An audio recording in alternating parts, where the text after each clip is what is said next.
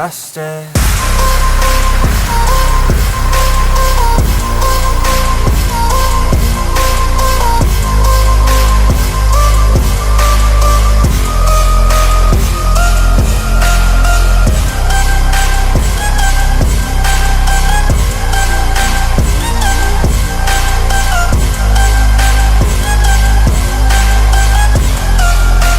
Oh, geez. Hello. Hi, world. Hi, universe. Hi, universe. Welcome to Alex Unqualified. I'm unqualified to give you any advice, but I hope you listen anyway. This show's a little bit about anything, and everything. I don't have the Malocchio with me, unfortunately, but you're good luck. So, I mean, you came back in one piece, so Yeah. you're good luck. So there you go. So she's good luck, so we rubbed her. Anyway. So this is my friend Naomi. Hi. Yes, and we are going to talk today about surgery. And let's see, what else would you say? Beautification? Yes, Yeah. and plastic surgery. And like the general culture surrounding it and our perspectives on that. Yes. So, how are you doing today? I am doing fabulous. Yes. How about you? I'm doing great. I actually just had surgery going up, guys. I just had surgery yesterday on my foot. Boom. Voila. So, yeah. I just had surgery on my foot. I just had a screw taken out of my toe that moved and my body rejected. So that was not fun walking around on for the past 3 months. So that wasn't fun. Yeah, that sounds pretty shitty. It was very shitty. So, you recently had some surgery done. Would you mind talking about that?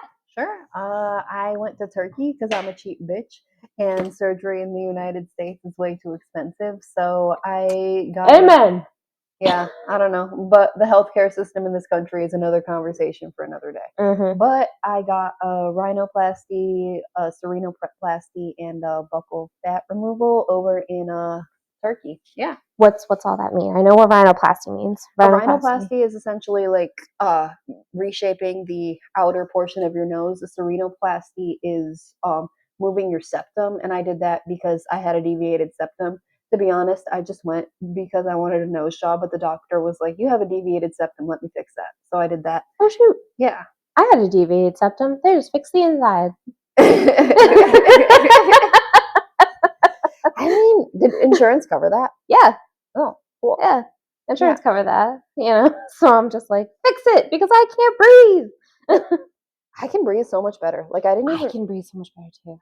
I didn't even know I had it though, because it was hard to breathe sometimes, but it wasn't like, oh my god, I can't breathe, you know. So I didn't even know I had it until the doctor told me. But right, and then you get it, and then you're like, oh, and you can actually breathe, right. So, but yeah, and then buccal fat removal. There are fat pads in your cheeks called buccal fat.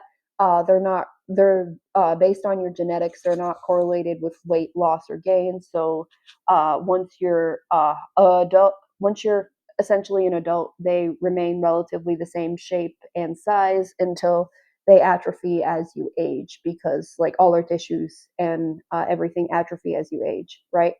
So yeah, I got them reduced because they were huge and I looked like a fucking chipmunk and it wasn't flying. So she was beautiful. She was beautiful. A beautiful chipmunk. A beautiful chipmunk. You're a beautiful chipmunk. But yeah. So I thought she was beautiful. I still think she's beautiful. Thank you. That's what a good friend does. But no, you're still very pretty. Thank you. And so I also wanted to talk a little bit about what you thought, because when she's never had surgery before, the surgery that she had, and you are 25 years old. Yeah. Yes. So you've never had a surgery a day in your life. No. Oh, well, actually, I had my wisdom teeth out. Does that count? I don't know. Like, they called it surgery. Put it down in the comments. Does it count having your wisdom teeth out?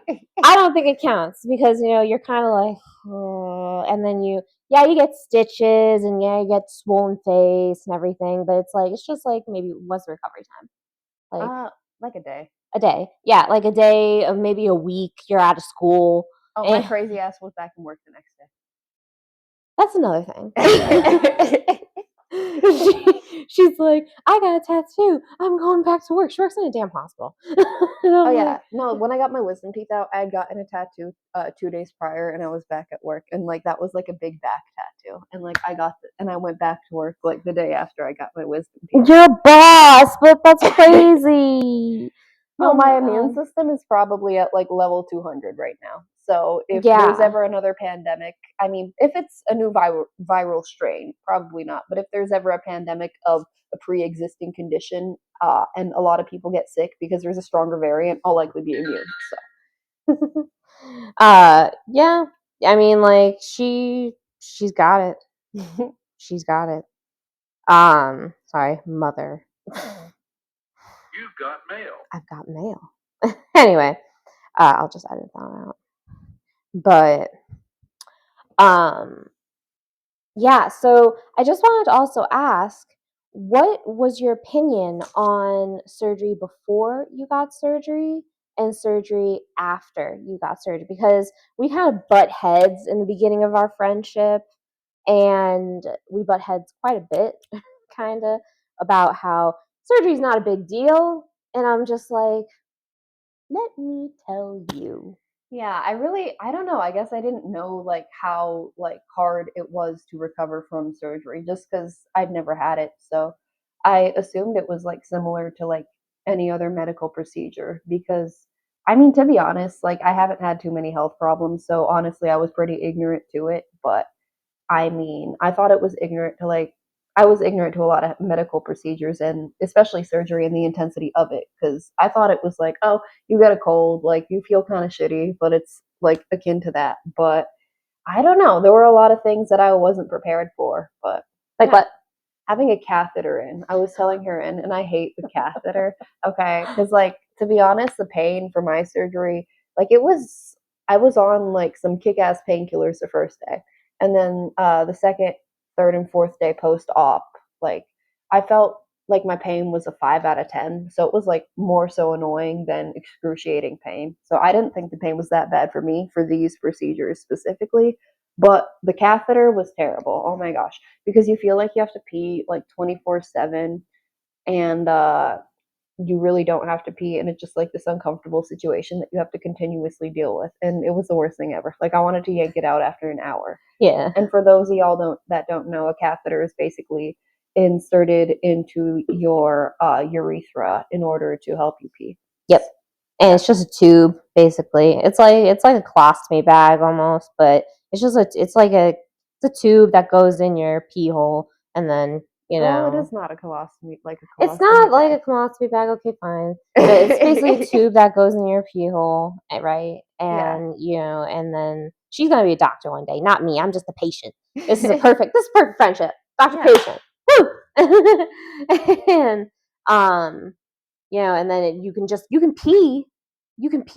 It just people are just like, I don't want to wet the bed, but you just don't know that you can pee. It was more so the feeling for me. Like I think that's part of it. Like you don't know like that you can pee and you have this anxiety around it. But just like the continuous like sensation of having to pee is like so uncomfortable. Like it reminded me of those school field trips where I was holding my pee for like an hour on the bus. Oh boy, do I remember those days of band? Yeah. I don't want to use the bathroom on the bus. All the boys went on there. You had a bathroom in your bus, girl. You were bougie. Yeah, this is Snobsdale. Like we had those Snobsdale. yellow public school buses. Nah, we had those Snobsdale buses, especially when we went out of state. Oh no, we had those. Yeah. We had yellow school buses for essentially everything. Nah, we had those. We had those nice white school buses that you put your luggage on and all that kind of stuff. We had those. Okay, Yeah, I mean, no wonder they're charging us up the butt. makes sense. And then someone had to drive the trailer, but that's not the point. Anyway, so I can rant about band all day. We know this. Anyway, so yeah, because I was telling Naomi, I'm like, surgery is hard. And for anybody who's been on this channel before, you know that I bitch and moan, complain about surgery all the time. I bitch and moan, complain about my problems all the time. Ow. And speaking of that, ow. And you know, it's weird to come across someone who just doesn't get it, you Yeah. know? And I was just like, you need to understand. And then I was like, ooh, she's going to get hit in the face, literally, with this pain. And when you told me, and I've been in the ICU before. I've been in the ICU for 3 days. So I had a catheter in for 3 days. I wanted to yank that thing out after the first hour, and I told my nurse that I would yank it out after the first hour if she did not come back. So I was probably labeled a bad patient. Yes. They probably wrote that down on your chart.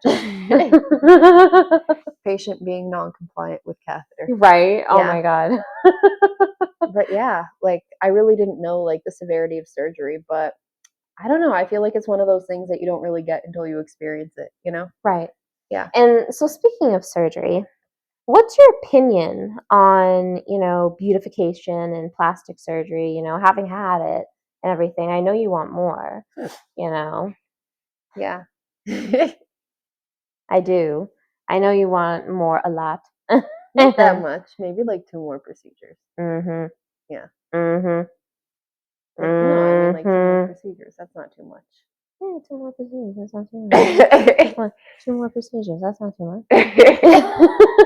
Yeah, she's gonna get those big baddie, you know, titties. I do want a boob job. She's right. I Yeah. do. But And I'm gonna go over with her. Oh my God, balloons! That's the kind of friend I am. Yeah. yeah, I believe it. I'll have to walk around like this around you.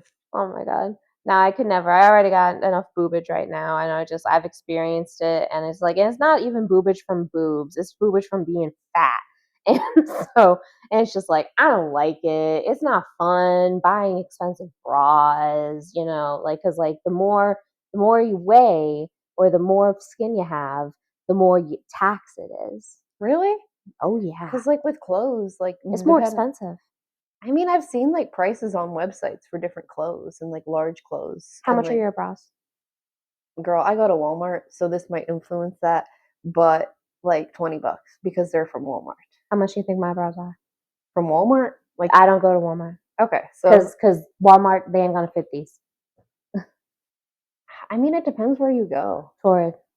Because that's the only place that fits my size. I don't know, like $50. $64. Yeah. $64 to $72. If I go to Victoria's Secret, I'll spend that much, but Yeah. not at Walmart. Yeah. And so I'm just like, because Walmart, they don't carry anything that's my size really. And if they do, it's not comfortable, and it's not flattering, and it's granny panty kind of stuff. And you know, so they don't carry anything that's sexy. You know, Torrid carries like sexy clothing for, you know, women my age. And you know, so Torrid, giving you a shout out. This video Sponsor. Yeah. This video is not sponsored by Torrid, But it could be. but it could be. All yeah. Right. So yeah, what were you asking me? I'm sorry, we got sidetracked. So, what are your beliefs in plastic surgery? Like, you know, I understand your beliefs are if you have the money to change yourself, do it. But, you know, do you think it's good to, you know, promote plastic surgery to young girls? I don't think it's good to promote it. Like I used to have the belief that it was inherently unhealthy and that nobody should get it even like 2 years ago. But I don't know, I started examining like beauty as a phenomena overall, and I think that even makeup is about altering your appearance to a degree because you want to look more beautiful. Like True. I think that throughout human civilizations, like people have always done things to become more beautiful. And then, I don't know, I think the counter argument is like, well, if you should accept yourself as you are because like you were made like perfectly or whatever. But I mean, you can say that all you want, but I think to a degree you kind of have to like fit societal norms. And I think in terms of beauty standards, the more you fit societal norms, objectively, the easier your life is going to be. So I don't think it's wrong to want that. Okay. Okay. And what were you saying about reincarnation? Because we were talking about reincarnation earlier, and you know about how, you know, you don't think that, you know, it matters what you look like in this life. Yeah, I mean, I said that I don't think that I necessarily identify with my physical body to the degree that I feel like I wouldn't know who I was if I got a boob job. Like, I wouldn't think that I'm a different person. I just think I'm me with sexy titties. Okay. But, like, yeah, that's how I feel. Like, I don't think that I don't know. I don't identify with this physical body to the degree that other people do, to where if I made a couple changes, I would feel like I'm not myself. Because Right. I don't think that identity is as salient as we like to believe. Okay. See, like I'm like attached to my hair. Like Mhm. I'm very attached to my hair. Like when they cut my hair, I get very, very possessive over it. Where I'm just like, don't cut my hair, please. And and I would always fight my mom on it. And she's like, you need to get the dead ends cut off. And I'd be like, no. I mean, you do have long, luscious hair, so I get it. Yeah. Thank you. Yes, I call it my mermaid hair. With that balayage, it does look like a mermaid. Yeah. Thank you. And but like I call them mermaid hair because it would go past my boobs, and so I could be like, oh, But I identify with a lot of things. Like I identify with my eyes, or that's why eye makeup is so important for me, and so that's why I'm like I'm amazed I'm not wearing any makeup right now, and so it's like that's because like that shows like how comfortable I am in my body right now, and so you know, um, but I don't understand how people can just go so far as to change everything about who they are, you know? And I understand how, you don't like I'm trying to wrap my head around the whole notion of, like what you're saying, like, you're not attached to your physical form in essence, I mean, I wouldn't say that too, like, I wouldn't say that's like 100% true because it's like Okay. if I became a guy, like I would have an identity issue for sure. There we go. Right? That's what I was about to touch on because I But was about to say if you change like your sex, you change your identity. That's what I'm like bordering on, you know. I mean, I don't think like anyone like can 100% exist like without any sort of attachment to their physical form. You know what I Right. mean? Like you need it in order to move throughout the world. Right. But I don't know. I think that there are degrees to it. And I don't think that if I had bigger boobs, I would feel less like myself. So I guess it's a personal thing because like what someone may like hold dearly to them as like a strong part of their identity may not be what another person does. But I think it's honestly also about like changing like I think like I would have an identity issue if I did something that would severely change the way I move throughout the world. Like if I got bigger boobs, for instance, I think that people might be like, "Oh yeah, she has like big boobs, like she's hot in a bathing suit." But I think that's like the only like material impact that would really have on my life. Unless you want to talk about the medical side, but that's a different conversation, in my opinion. But socially, I think that's the only real thing that would change, which is why I don't think it would fuck with my identity too much. But if I did become a guy, like every single social interaction would vary like significantly from what it is right now. Oh, Which is hands why I down. think that would cause like an identity crisis Oh, in yeah. the way that getting big boobs Yeah. wouldn't. Like not the non-binary stuff, the Yeah. trans stuff, that fucks with their head. We've Yeah. been over this, right? Audience, we've been over this. That we have a whole saga on that kind of shit. So, but no, you're right. I mean, like I guess like, a pinch here, a flip here, expansion here or there, it's not that bad. It's just I don't know, it's just like it just makes me think of the Kardashians. Yeah. And I'm just like I look at pictures of who they used to be and who they are now. And like I said, you got the money for it, go ahead. Go ahead. You do you, boo boo. But it's just like you don't even look like your children. I mean, I don't know. I disagree with that. Like in Really? terms of like I mean, not in terms of not looking like your children, but it's like I completely understand why like a lot of them did it. And like I don't Why? blame them at all. Because I mean, you're in the spotlight. Oh You yeah. have millions of people like talking about you 24/7. Like if Mhm.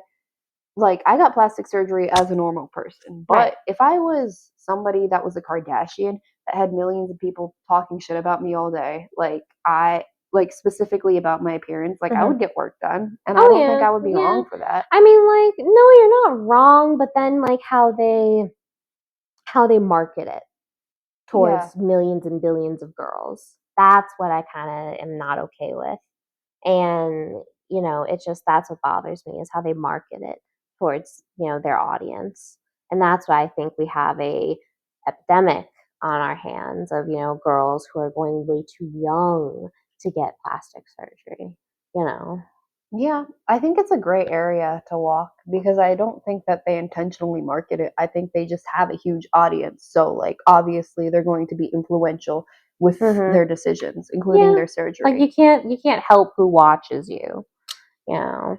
So, I mean, like, I do agree that there could be negative, like, societal ramifications to them, like Mhm. getting all these procedures and becoming popularized, like, despite those and subsequently normalizing those procedures. But I don't think that that's what they want to do. That doesn't take away from the consequence of it, but then it becomes, well, how do should the Kardashians move throughout the world? You know what Right. I mean? Right. Because if I were Kylie, for instance, because like people have negatively talked about her appearance so much, like especially when she was young, before she had any work done.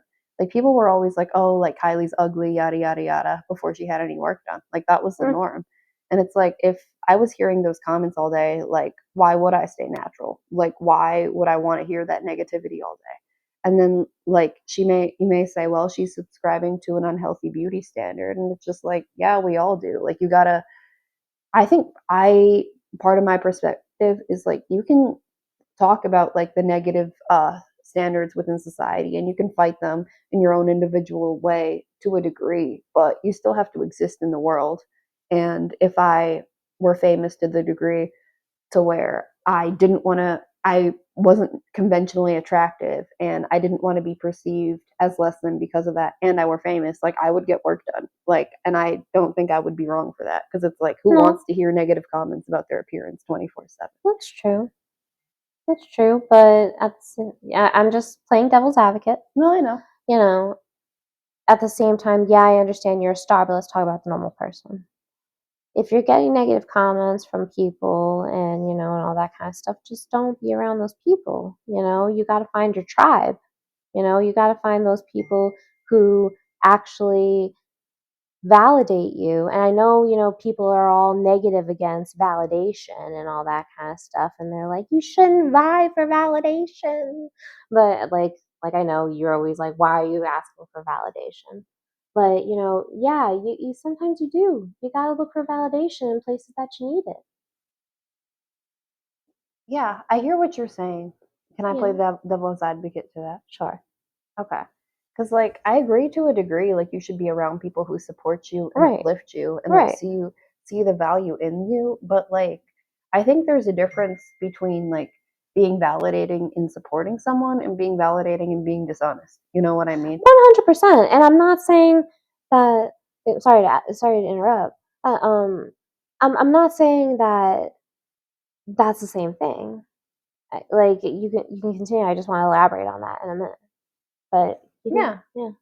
No, it's just like in regards to the plastic surgery conversation, I guess I I mean I don't surround myself with people who talk down on me who are like, "Oh, you're a bad person, yada yada yada." Hmm. Like I don't surround myself with people like that because I don't think that that's going to be helpful to my psychological state and Right. that's not going to help me grow as a person and I don't need that. Right. But I mean, like I had giant chipmunk cheeks and people can say like, "Oh, that's beautiful," but I mean, that doesn't change the fact that that's not like the social beauty standard and life I don't know, life might be harder because of it. Not significantly, but to a small degree. You know what I mean? Like if you don't fit the social beauty standard.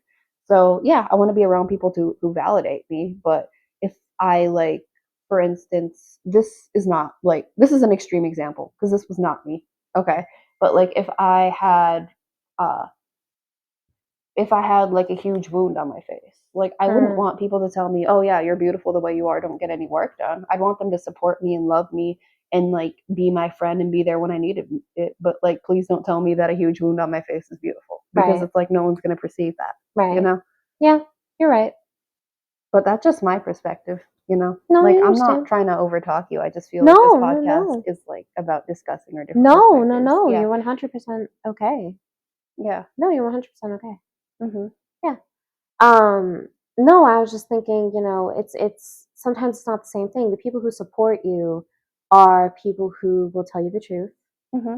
You know, so like I told you, you need to gain some weight, girl. Yeah. You know, and so I'm like, come over, we'll feed you. Mm-hmm. You know, and I'm not saying it in a mean way. Yeah. I'm saying it like I'm worried about you, because I'm just like, you work so damn much. You ate 4 Pop-Tarts in front of me, and I know you didn't gain anything. And we ate a donut that day. So, you know, and I'm over here like, I gained weight from that donut. So, you know, I gained like 2 pounds. And so, you know, it's just like, you know, friends are gonna, the supportive kind of friends aren't the friends who are gonna enable you. They're gonna be the friends who are gonna be there for you, yes, but they're also gonna be the friends who tell you the truth when you need to hear it. Mm-hmm. Just like we do. Yeah. Mhm. No, I agree with that. Yeah. Mm-hmm. I think that's what a good friendship is, like we have. Yeah. Yeah. Yeah. So on that note, I think that's where we'll leave it. You have been a wonderful, wonderful guest. Thank you for being my first guest, actually. So, yay! All right, what are your fans called? My fans? I don't have fans that are called anything. I don't really have fans. So, They should be called something. I don't know. Well, okay.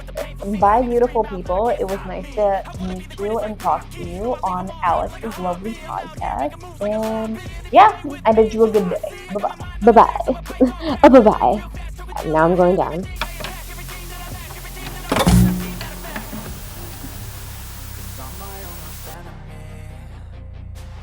Only if I let it be. I can control anything if I can just think carefully. I control my destiny. Deep up in my mind I manifest it. Every morning I wake up obsessed and